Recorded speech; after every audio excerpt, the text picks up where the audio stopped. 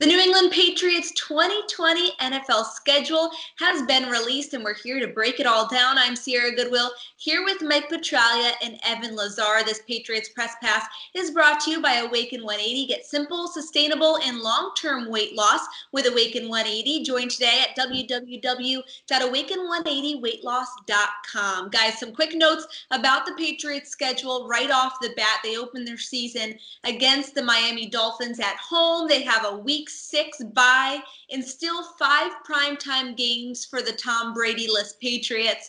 What are you guys' instant reactions to the schedule?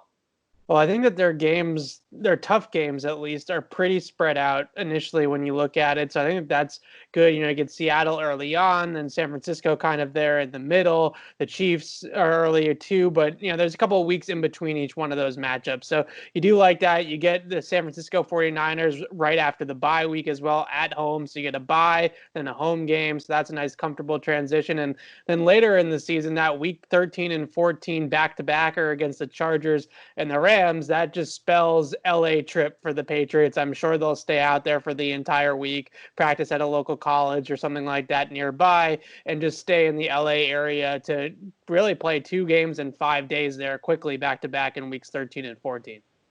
I love the symmetry of this, and the Patriots getting a chance to kind of make amends against Brian Flores at Gillette Stadium, opening the season the way last year's regular season concluded, which was to say in very fashion. I think that's going to be a fascinating game for the Patriots, with Jared Stidham going up against Brian Flores, and obviously Kyle Van Noy now on enemy territory with the Miami Dolphins. There are going to be a lot of storylines right out of the chute for the Patriots on this schedule. Absolutely. So we're going to talk about games that stand out to us. And like you said, Trags, there's a couple interesting ones because obviously we have Jimmy Garoppolo's return to New England in Week 7. And then that Week 16 game against the Buffalo Bills in Monday Night Football at Gillette could potentially have some serious playoff implications. Is there one game on this schedule that really stands out to you?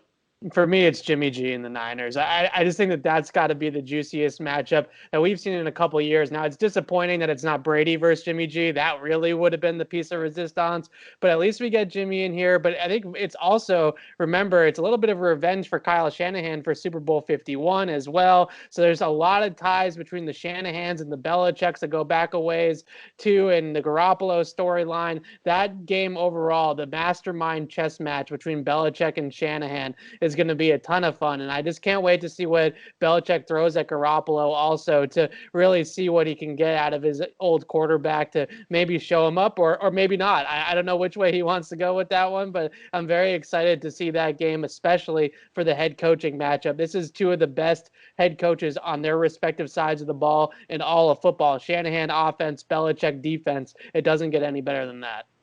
You stole my thunder, Evan. You stole my thunder. So with option, that's why I like going first. Yeah, and you're smart to do that. Jump right in there. So with the 49ers game and Jimmy G's homecoming to Gillette Stadium off the table, I'm going to go with the other Super Bowl opponent from Super Bowl 54, and that would be, of course, the Kansas City Chiefs. The game is on the road at Arrowhead Stadium, and that is in week number 4. I think the Patriots are going to have a point to prove in that game.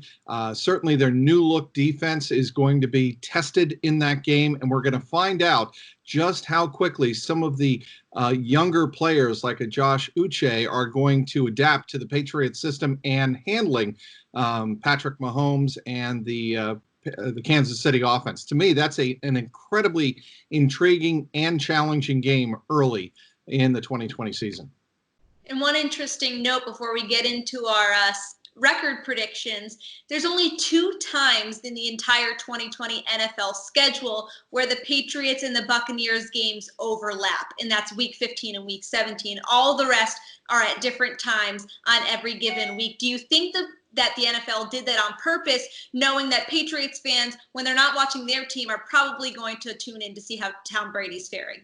No question they did Yeah. that. I mean, they have always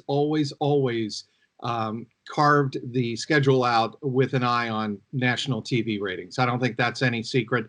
It used to be that week number 8. The first weekend in November was always the go-to game in the NFL schedule, and that was because of the Nielsen ratings and the book.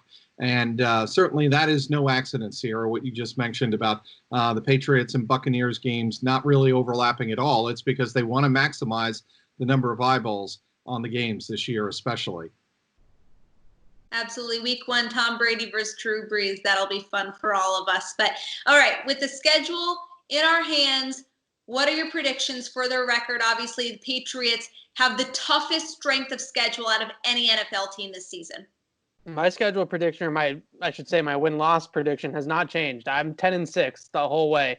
I truly think that they're going to be 6 wins on defense. Belichick gives them a couple of wins alone by himself, and then I factor in a win or 2 there by the offense to steal a game that we might not be expecting. So overall, I really think that this is a 9-7, 10-6 kind of team. I just don't see Belichick going below 500. I think that that's a tough sell, especially in this division. Yeah, the AFC East is improving, but I'm still not entirely sold on the Bills, the Jets, and the Dolphins. So I think that they have some easier games, although still difficult games, easier games against those 3 teams compared to the rest of this schedule. So I still go 10-6, but I could see it being worse than that. I understand people looking at this roster might think it will be worse than that, but I give Belichick too much credit to finish below 500.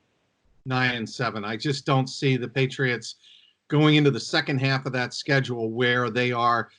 They have 2 road trips of backwards. Actually, they have a back-to-back at Buffalo, at the Jets, and then they have a stretch of 3 straight road games and 4 out of 5. That's a lot to ask from a turned-over roster. At Houston, home to Arizona, at LA. Obviously, they'll stay out there against the Chargers and the Rams, and then at Miami. That is going to be a brutal back end of the schedule for the Patriots. I see 9-7 at best, and especially with a new look quarterback in Jarrett Stidham, there's going to be a lot of transition, and I don't think Patriot fans should get their hopes up too high, especially when you combine the fact that it's Jarrett Stidham going up with this type of schedule. I think 10-6 is slightly generous, especially with the question mark at center. So I think a double-digit season would definitely be a success for the 2020 Patriots. I'm with you, Trags, right there at 9-7. But for all the rest of our people, what was that? I'll be the homer. It's okay. So, yeah, we'll give you that title here, Evan. But for all the rest of our Patriots content, check it out on our website at clnsmedia.com, and be sure to subscribe to our YouTube channel at Patriots Press Pass. Dope. Good job, team. Guys.